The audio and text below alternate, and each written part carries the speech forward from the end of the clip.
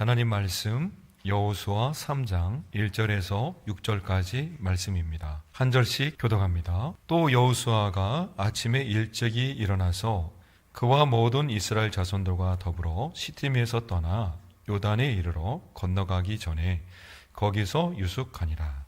사흘 후에 관리들이 진중으로 두루 다니며 백성에게 명령하여 이르되 너희는 내 이스라엘 제사장들이 너희 하나님 여호와의 언약궤 매는 것을 보거든 너희가 있는 곳을 떠나 그 뒤를 따르라. 그러나 너희와 그 사이 거리가 2000 규빗쯤 되게 하고 그것에 가까이 하지는 말라. 그리하면 너희가 행할 길을 알리니 너희가 이전에 이 길을 지나보지 못하였음이니라 하니라. 여호수아가 또 백성에게 이르되 너희는 자신을 성결하게 하라. 여호와께서 내일 너희 가운데에 기이한 일들을 행하시리라. 여호수아가 또 제사장들에게 말하여 이르되 언약궤를 메고 백성의 앞서 건너라 하매 곧 언약궤를 메고 백성의 앞서 나아가니라. 아멘. 가나안 입성을 위한 마지막 관문인 요단강에 이스라엘 백성들이 이릅니다. 이스라엘은 모압 평지 시팀에서 요단 강변으로 이동해 강 건널 준비를 하고 있죠. 가나안 땅에 들어가는 엄청나고 감격적인 사건을 앞에 두고 있습니다. 이때 대부분의 사람들은 광야에서 태어난 새로운 세대, 그런 세대였습니다. 그 이전 세대는 40년 전에 하나님의 능력을 믿지 못하여 불신앙을 드러냈었죠. 반면 지금은 확고한 믿음을 지닌 믿음의 세대가 된 것입니다. 마침내 여호수아는 아침에 일찍이 일어나 그 가슴 벅찬 날을 준비합니다. 여호수아와 이스라엘은 아주 오랫동안 이 날을 기다려왔죠. 여리고 정탐을 통해 그 땅에 대한 정보를 충분히 입수한 지도자 여호수아는 가나안 땅으로 들어가기 위해 언약궤를 앞세우고 또 강 건너기 위한 모든 준비를 백성들에게 하달합니다. 광야 40년 세월에 종지부를 짓는 날이 드디어 온 것입니다. 요단을 건너가는 이야기는 여호수아 3장, 4장, 5장에 걸쳐 이 세 장에 걸쳐 기록되어 있습니다. 이 세 장 모두 연결고리가 있는데 언약에 대한 강조점이 여기에 있습니다. 3장부터 5장까지 이 밀접한 관계에는 또 세 가지 사건들로 연결이 되고 있죠. 첫째는 요단강을 건너갔고, 두 번째는 건넌 곳에 기념비를 세우는 거고, 또 세 번째는 요단강을 건넌 후에 가나안 정복을 앞두고 길갈에서 언약을 갱신하는 거였고요. 또한 언약의 표징으로 할례를 행한 것입니다. 요단강을 건너는 사건은 모세의 인도 아래 애굽을 떠나올 때 홍해 사건과도 병행구를 이루죠.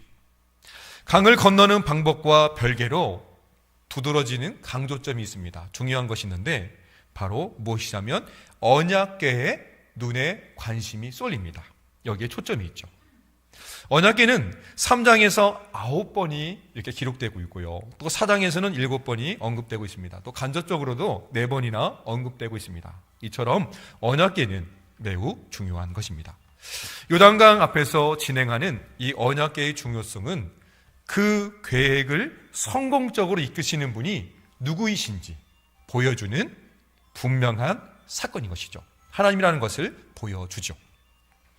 인도하시며 따라야 할 분은 동일한 하나님이라는 것을 말씀해 주십니다. 무엇을 통해서요? 언약궤를 통해서요.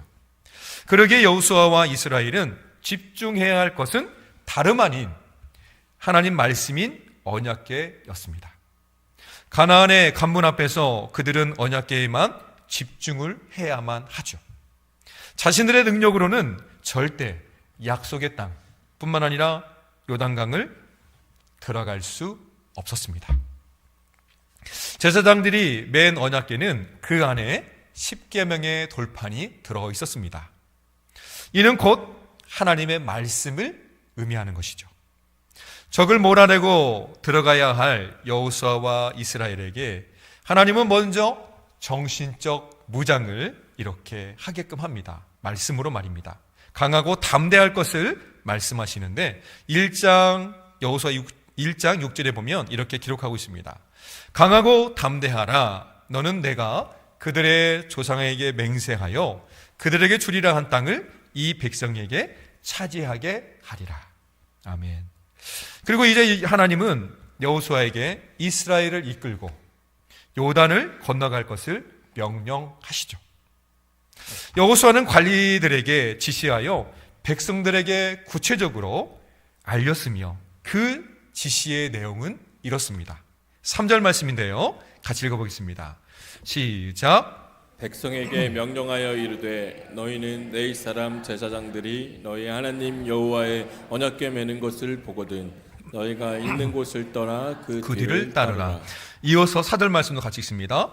그러나 너희와 그 사이 거리가 2천 규빗쯤 되게 하고 그것에 가까이 하지는 말라. 그리하면 너희가 행할 길을 알리니 너희가 이전에 이 길을 지나보지 못하였습니다 하니라. 아멘. 하나님께서는 이 요단강을 어떻게 건너갈지를 말씀해 주십니다. 백성들이 언약궤를 맨 제사장들의 뒤를 따르는 거였죠. 이것이 강을 건너는 하나님의 방법입니다. 하나님은 그 제사장들로 하여금 언약궤를 매게 하고 백성들 앞에 서게 했습니다. 먼저 하나님께 봉상하고 하나님 명령에 순종하는 모범을 보이게끔 하는 것이죠.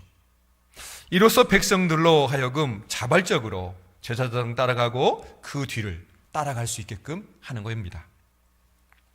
이러한 순종과 헌신의 릴레이가 제사장을 시작으로 하여서 어른들에게 전달되었고 또 아이들에게까지 이어지는 이것이 살아있는 하나님의 신앙 교육의 방법이었습니다.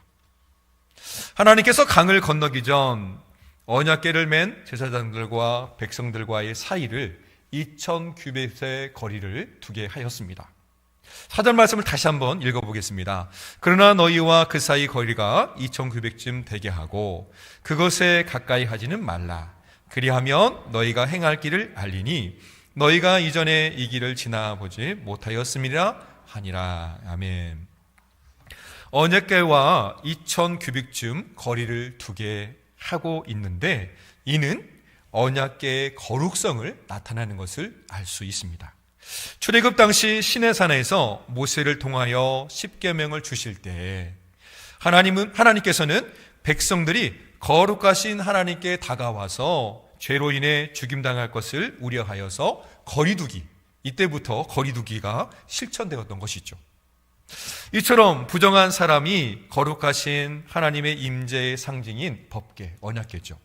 가까이 가거나 손을 댔다거나 이런 것에 의하여서 죽임당하는 것을 방지하려는 의미로 우리는 이렇게 이해할 수도 있습니다. 또 뿐만 아니라 다른 한편으로는 온 백성으로 하여금 언약궤를 충분히 바라볼 수 있는 거리, 이 수많은 사람들이 있기 때문에 이 거리가 충분히 해야 되거든요. 그래서 이렇게 언약궤를 충분히 바라볼 수 있는 거리로 이해할 수 있습니다. 2천 규빗은 대략 한 900m, 한 1km 정도라고 생각하면 되겠습니다. 이렇게 되는데 언약궤를 주목하면서 뒤따라가도록 하기 위한 그런 방침으로 이렇게 이해할 수도 있습니다. 이처럼 먼 거리를 유지하면서 언약궤에 대한 접근을 막기 위한 것뿐만 아니라 언약궤를 주목하며 뒤따라가도록 하기 위한 그런 내용들이죠. 이런 사실들을 이 본절 하반절에 보면 그리하면 너희가 행할 길을 알리니 라는 말씀으로 언급을 하면서 또 이렇게 우리가 알 수 있죠. 너희가 행할 길을 알리니 라는 표현을 보면 사실 신명기 1장 33절 말씀에 더욱 정확하게 나타나고 있습니다. 언약궤는 이스라엘 백성에게 갈 길을 제시합니다. 우리 말씀 같이 볼게요. 31장 33절입니다. 신명기 같이 읽어보겠습니다. 그는 너희보다 먼저 그 길을 가시며 장막 칠 곳을 찾으시고 밤에는 불로 낮에는 구름으로 너희가 갈 길을 지시하는 자신이라. 아멘. 너희 갈 길을 지시하신다, 제시하신다라고 말씀하고 있습니다. 인간적으로 불가능한 상황이거나 갈 바를 알지 못하는 이런 현실 속에서 더욱 분명하게 드러나는 것은 하나님의 인도하심이죠. 행할 길을 알리니 라는 말은요, 일반적인 의미에서 단순히 하나의 정보로서의 지식을 갖고 하나님에 대하여 알고 있느냐라는 이 지식의 수준의 문제가 아님을 말해주고 있습니다. 영적인 임재와 하나님의 뜻을 깨달아 알고 체험을 통하여 실제적으로 의심 없이 그 뒤를 따라가는 그런 것을 나타내고 있죠. 이러한 의미에서 너희가 행할 길을 알리니 라는 말씀을 사용하고 있는 것입니다. 요단강을 건너려 할 때는 밀, 보리를 거두는 시기로 이때가 되면 강물이 불어나는 때입니다. 우기철이죠. 요단강은 레바논 북쪽 헤르몬산에서 발원하여서 갈릴리 호수를 거쳐 사해까지 이르는 길이가 132m나 되는 킬로미터나 되는 그런 강이라고 합니다. 약속의 땅 가나안 동쪽의 경계를 이루는 요단강이었죠. 강폭은 좁고 강바닥은 얇아서 보통 때는 깊이가 한 1m에서 3m 정도 된다고 합니다. 또 강의 폭은요 25m에서 30m 정도. 이게 뭐 큰 그런 강은 아닙니다. 작은 강이라고 할 수 있죠. 하지만 우기일 때는 다릅니다. 헤르몬산에서 눈이 녹아내려서 수위가 3m에서 3m까지 이른다고 합니다. 뿐만 아니라 강의 폭도 최대 1.6km나 되는 큰 강을 이루는 것이죠. 또 여기에만 그치는 게 아닙니다. 물살도 아주 매우 거세진다고 그럽니다. 이스라엘 백성들이 요단을 건너는 시점은 6월절 직전으로 보리와 밀 추수하는 이런 시기였죠. 늦은 비로 인해 물이 강둑까지 차고 물살이 세워지는 시기에 수십만 명의 사람들이, 이스라엘 백성들이 강을 건넌다는 것은 도무지 불가능한 일입니다. 그들 눈앞에 드러난 이 거친 강물, 불어난 강물, 지금은 현실이고 또 사실이기 때문에 그렇습니다. 그래서 엄청나게 불어난 이 강물과 거친 물살만 보게 된다면 자신의 생각이나 자신들의 가치관으로 인하여서 예전처럼 아이고 못 가겠다 못 가라고 이렇게 질겁을 했을 것입니다. 요단강 건너기를 포기했을지도 모릅니다. 그런데 어떻습니까? 언약궤를 맨 제사장들이 앞장서고 백성들은 그 뒤를 따라갑니다. 출애굽한 사람들이 홍해 바다를 건널 때는 길이 만들어진 후 그 길로 건너갔습니다. 하지만 지금은 그때와는 전혀 다릅니다. 물이 끊어진 다음에, 길이 생겨난 다음에 요단강을 건너는 것이 아니었죠. 길도 없고 길이 보이지도 않았습니다. 넘실거리는 강물만 있었습니다. 그 강물 속을 걸어야만 했죠. 하나님의 약속을 믿고 그 강물에 먼저 발을 내딛습니다. 강물 속에 감추어져 있던 그 물이 드러나기 시작합니다. 그 물 속에 길이 있었던 것이죠. 신앙과 불신앙의 경계는 한 발 차이인 것 같습니다. 믿음으로 순종하여 한 발을 내디디면 그게 곧 신앙이 되는 것이죠. 말씀에 순종하여 믿음으로 행동할 때 하나님의 계획은 전혀 방해받지 않습니다. 하나님 여호와께서 출애굽 당시 이스라엘 앞을 가로막고 있던 홍해를 가르셨듯이 이번에는 요단강 그 물을 가르셨고 그 물 속에 길을 내셨습니다. 하나님의 명령을 따라 믿음으로 순종하여 넘실거리는 강물에 들어갔더니 흐르던 물은 끊어지고 말았습니다. 하나님께서 강의 물줄기를 뚝 끊으신 것이죠. 하나님의 언약궤 앞에서 그 강물은 정지된 상태로 있었습니다. 강바닥은 마른 땅이 되었죠. 그리하여 언약궤는 강 한가운데 서 있고 백성들은 언약궤 뒤를 따라 강을 건너기 시작했습니다. 언약궤를 맨 제사장들은 이스라엘 백성들이 모두가 안전하게 건너가기까지 기다렸습니다. 그곳에 서 있었죠. 그리고 무엇보다도 중요한 것은 무엇입니까? 백성들이 하나님의 영광과 이엄을 몸소 체험을 하게 됐죠. 언약궤가 머무르는 장소, 바로 그곳에서 하나님의 임재와 능력이 일어나는 것입니다. 이것은 하나님의 말씀을 순종하여 갈 때에만 이 같은 기적이 있고 구원이 있고 승리가 있음을 우리에게 보여줍니다. 요단을 건너는 이 장엄한 광경 자체에 주목하는 것이 아니라 여호와 하나님께서 요단강 한가운데 서 계신 것이죠. 그들과 함께 임마누엘로 계신 것입니다. 그들과 동행하며 함께 하시는 것에 우리는 주목해야 하죠. 때로는 믿음은 모험이라고 할 수 있습니다. 모험이라고 할 수 있죠. 그래서 믿음으로 순종할 때에만 불가능의 경계선을 넘어설 수 있습니다. 믿고 순종함으로 하나님의 역사는 이루어집니다. 하나님의 말씀을 믿는다는 것과 순종한다는 것은 갈라놓을 수 없습니다. 별개의 것으로 따로 생각할 수 없다는 것이죠. 언약궤가 요단강 물가에 이르거든 요단에 들어서라. 이는 언약궤를 맨 제사장들을 향한 하나님의 명령이었습니다. 그들은 믿음과 용기를 가지고 순종하였죠. 천지를 창조하시고 온 우주를 주관하시는 하나님께서 이들을 통해 사람이 생각하는 그 불가능의 경계선을 완전히 무너뜨렸습니다. 그러므로 이같이 하나님을 아는 자는요, 하나님 믿는 사람은 그 말씀을 믿게 되는 것이고 또 믿는 사람은 순종으로 우리의 행동이 나타나야 되는 것입니다. 때때로 순종이 자유를 구속하는 것처럼 생각할 수 있으나 하나님의 형상대로 지음받은 우리는 하나님께 순종할 때 자유가 있는 것이고 기쁨이 있고 또한 생명이 있다는 것을 알고 순종하게 됩니다. 하나님께서는 강 한가운데 언약궤를 메고 서 있는 제사장들의 발 밑에서 돌 12개를 가져다가 기념비를 세우라고 말씀하셨죠. 12개의 돌들이 강 가운데서 운반되어서 길갈이라는 곳에 세워졌습니다. 그것은 이스라엘로 하여금 요단을 기적적으로 건너게 하신 하나님의 사랑과 능력을 대대에 전하고 또 증거하여 하나님 경외하는 신앙을 계승케 하려는데 목적이 있죠.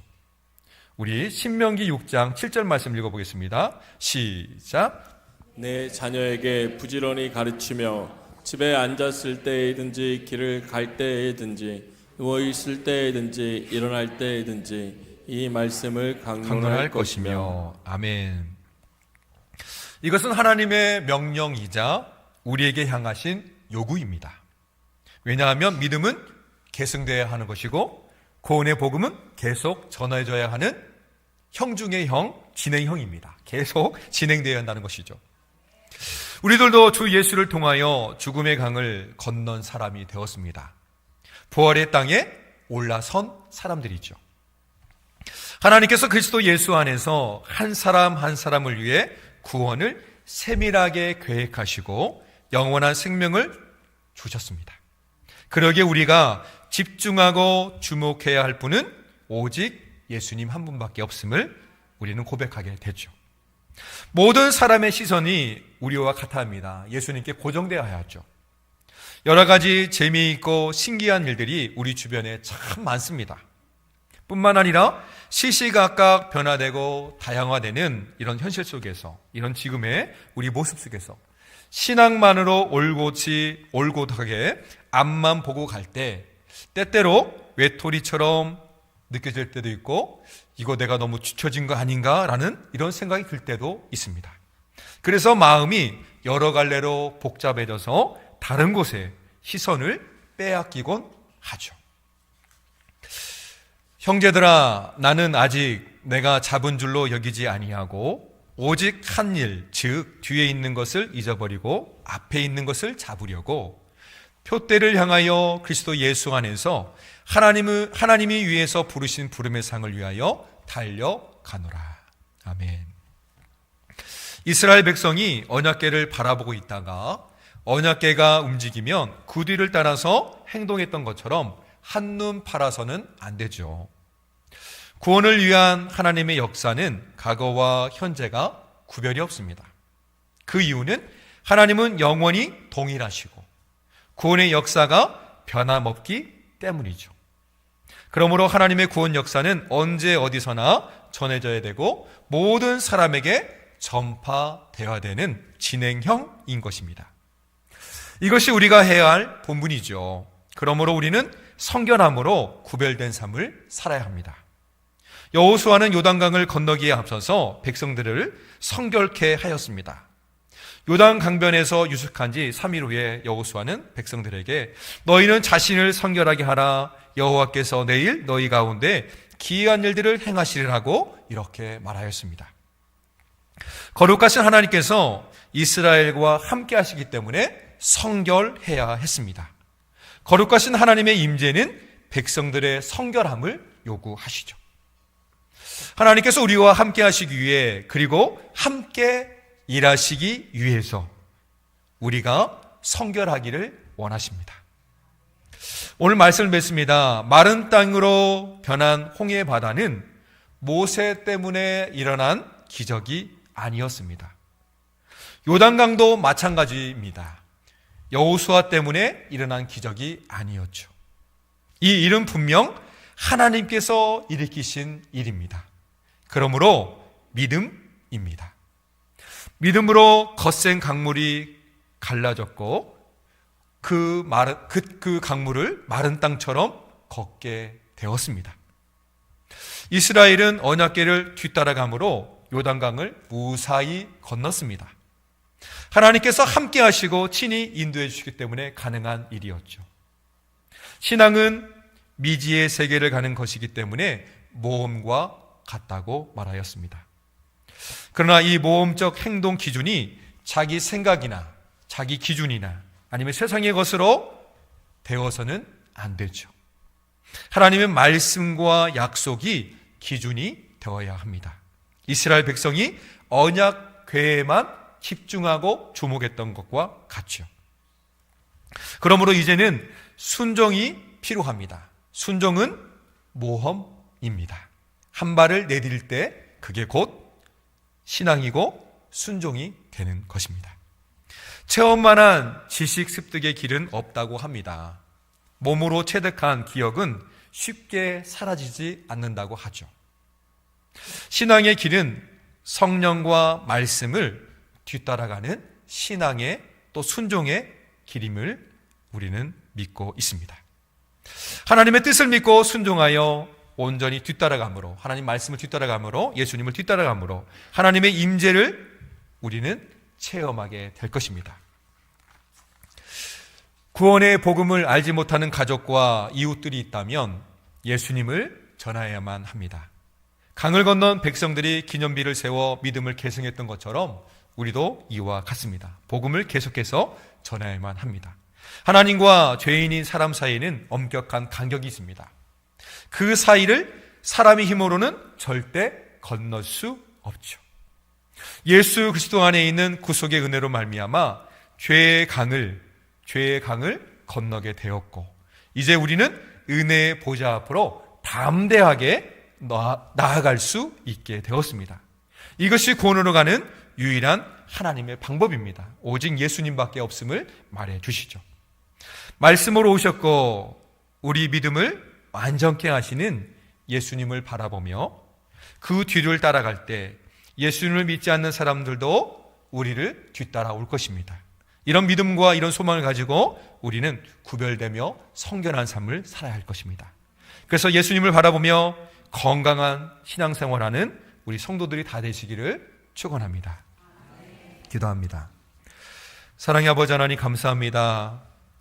저희들이 이 세상을 살아갈 때 무엇을 바라보며 또 무엇을 분별해야 될지를 알게 해주시니 감사합니다. 아버지 하나님, 우린 연약하고 또 부족합니다. 하지만 하나님 말씀을 통하여 또 성령님의 인도함을 따라 나아가게 주옵시고 오직 예수님만 바라봄으로 이 세상을 살아가며 나아가게 하여 주옵소서. 그리하여서 우리의 믿음의 행동을 통하여 믿지 않는 우리 이웃들이, 믿지 않는 우리 가족들이 하나님께 나와 구원을 받는 이 기쁨이 우리 교회 안에 충만케 하시옵시고 우리 삶 가운데 넘쳐나게 하여 주옵소서. 오늘 함께하지 못한 우리 믿음의 권속들에게도 성령님께서 동일한 은혜로 채워 주옵소서. 감사하며 우주 예수님의 이름으로 기도합니다. 아멘.